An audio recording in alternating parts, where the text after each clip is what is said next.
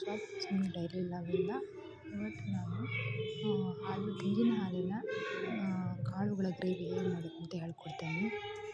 ಇಲ್ಲಿ ನಾನು ಕಾಳುಗಳನ್ನು ಓವರ್ನೈಟ್ ನೆನೆಸಿಟ್ಕೊಂಡಿದ್ದೀನಿ. ಎಲ್ಲ ಕಾಳುಗಳನ್ನು ಮಿಕ್ಸ್ ಮಾಡಿ ಇಟ್ಕೊಂಡಿರೋದು.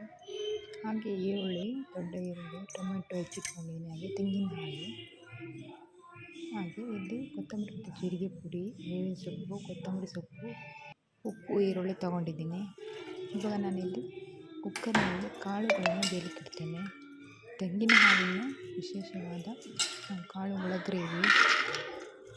ಇದಕ್ಕೆ ನಾನು ಕಾಳುಗಳನ್ನು ಬೇಯಲಿಕ್ಕೆ ಇಟ್ಕೊಳ್ತೀನಿ. ಫಸ್ಟು ಹೆಸರು ಕಾಳು, ಹಾಗೆ ಚೆನ್ನ ಕಾಳು, ಹಾಗೆ ಹಸಿರು ಬಟಾಣಿ ಇವೆಲ್ಲವನ್ನು ನೆನೆಸಿಟ್ಟು ಬೇಯಲಿಕ್ಕೆ ಇಟ್ಕೊಳ್ತೀನಿ. ಇವಾಗ ನಾನು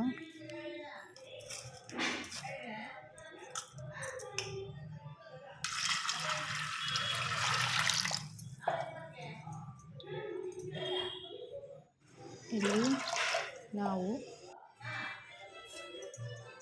ಮೊದಲು ಒಗ್ಗರಣೆಯನ್ನು ಹಾಕ್ಕೊಳ್ತಾ ಇದ್ದೀನಿ.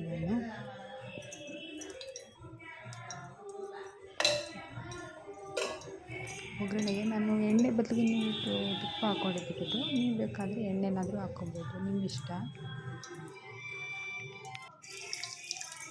ನಾನು ಕರಿಬೇವು ಸೊಪ್ಪನ್ನು ಹಾಕ್ಕೊಂಡಿದ್ದೀನಿ. ಹಾಗೆ ಈರುಳ್ಳಿ,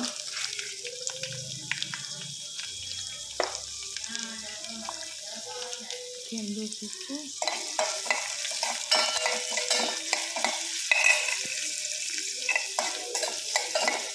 ಚೆನ್ನಾಗಿ ಬಾಡಿಸ್ಕೊಳ್ಳೋದಿಲ್ಲ.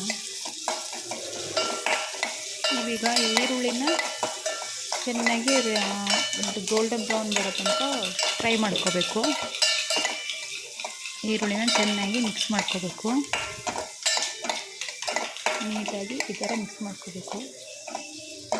ಆಲ್ರೆಡಿ ನಾನು ಆವಾಗಲೇ ಕಾಳುಗಳನ್ನು ಕುಕ್ಕರ್ನಲ್ಲಿ ಬೇಯಲಿಕ್ಕೆ ಇಟ್ಟಿರೋದನ್ನು ತೋರಿಸಿದ್ದೀನಿ. ಆವಾಗಲೇ ವಿಸಿಲ್ ಆಗಿದೆ. ಇವಾಗ ನಾನು ಇದಕ್ಕೆ ಟೊಮೆಟೊ ಹಣ್ಣನ್ನು ಹಾಕ್ಕೊಳ್ತಾ ಇದ್ದೀನಿ. ಈರುಳ್ಳಿ ಸರಿಯಾಗಿ ಫ್ರೈ ಆದ ನಂತರನೇ ಟೊಮೆಟೊಗಳನ್ನು ಹಾಕ್ಕೋಬೇಕು. ಆಮೇಲೆ ಸಾಲ್ಟ್ ಹಾಕ್ಕೊಳ್ಳಿ.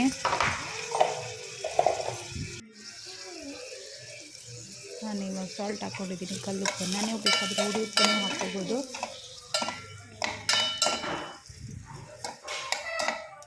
ನೀಟಾಗಿ ಮಿಕ್ಸ್ ಮಾಡಿ ಅದನ್ನು ಸ್ವಲ್ಪ ಫ್ರೈ ಆಗ್ಲಿಕ್ಕೆ ಬಿಡೋಣ. ಇವಾಗ ನಾನು ಅರಿಶಿನ ಪುಡಿನ ಹಾಕ್ಕೊಳ್ತಾ ಇದ್ದೀನಿ.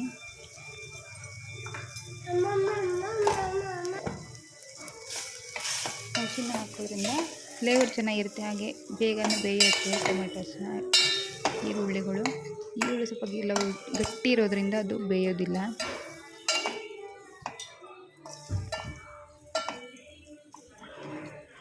ನೋಡಿ, ತುಂಬ ಚೆನ್ನಾಗಿ ಬರುತ್ತೆ. ಇವಾಗ ನೀಟಾಗಿ ಮಿಕ್ಸ್ ಮಾಡ್ಕೊಂಡು ಹೋಗ್ತೀವಿ. ಇದನ್ನು ಒಂದು 2 ನಿಮಿಷ ಬೇಯಿಸೋಣ. ಅದಾದ ನಂತರ ನಾವು ಬೇಯಿಸಿಟ್ಕೊಂಡಿರೋಂಥ ಕಾಳನ್ನ ಹಾಕ್ಕೋಬೇಕು. ಇವಾಗ ನೀಟಾಗಿ ಮಿಕ್ಸ್ ಮಾಡ್ಕೋಬೇಕು.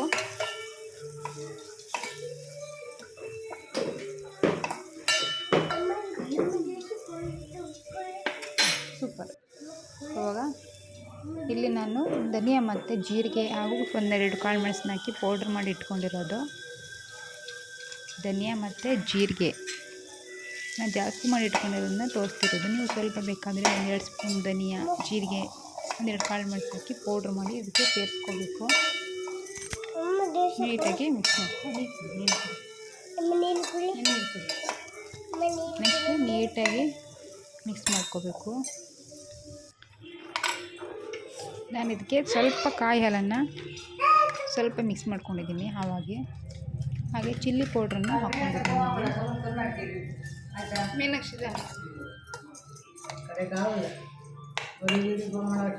ನೋಡಿ, ಸ್ವಲ್ಪ ಆವಾಗಲೇ ತೋರಿಸಿದ್ನಲ್ಲ ಫಸ್ಟಿಗೆ ಕಾಯಿ ಹಾಲು ತೆಗಿತಿದ್ನಲ್ಲ, ಅದನ್ನು ಸ್ವಲ್ಪ ಹಾಕೊಂಡಿದ್ದೀನಿ. ಯಾಕಂದರೆ ನೀಟಾಗಿ ಮಿಕ್ಸ್ ಮಾಡ್ಕೊಂಡಿದ್ದೀನಿ.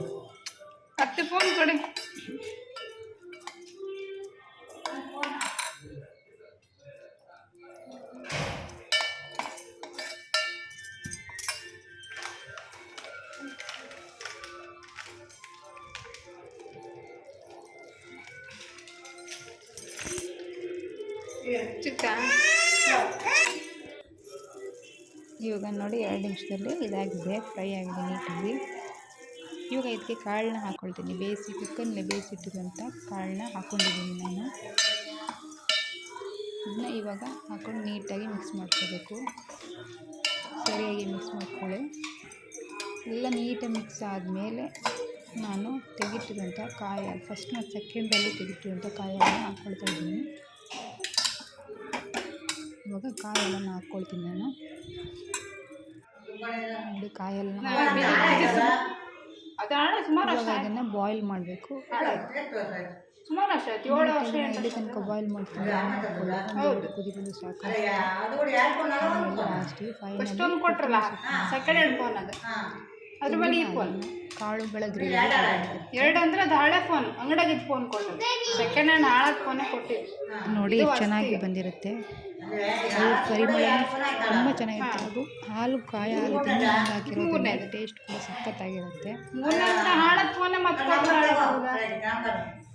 ಹಾಳಾದ ಫೋನೇ ಕೊಟ್ಟು ಹಾಳಾದ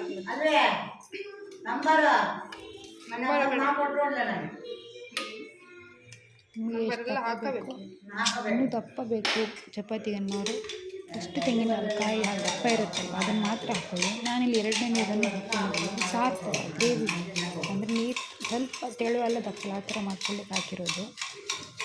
ಹಾಗಾಗಿ 2 ಸರಿ ತೆಗೆದಿಟ್ಟಿರೋಂಥ ತೆಂಗಿನ ಹಾಲನ್ನು ಹಾಕ್ಕೊಂಡಿದ್ದೀನಿ.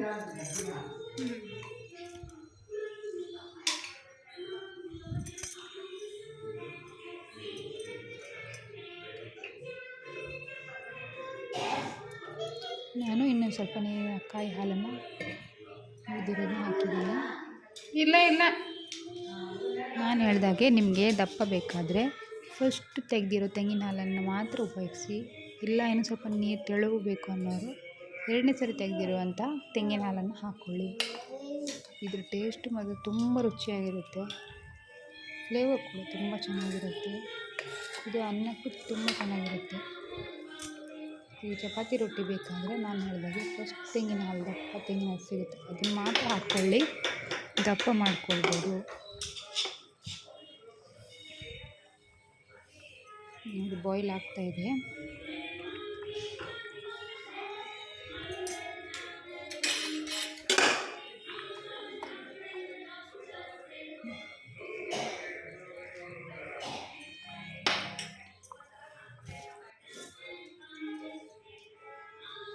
ಫೈನಲಿ ನಾನು ಕೊತ್ತಂಬರಿ ಸೊಪ್ಪನ್ನು ಆ್ಯಡ್ ಮಾಡ್ಕೊಂಡಿದ್ದೀನಿ.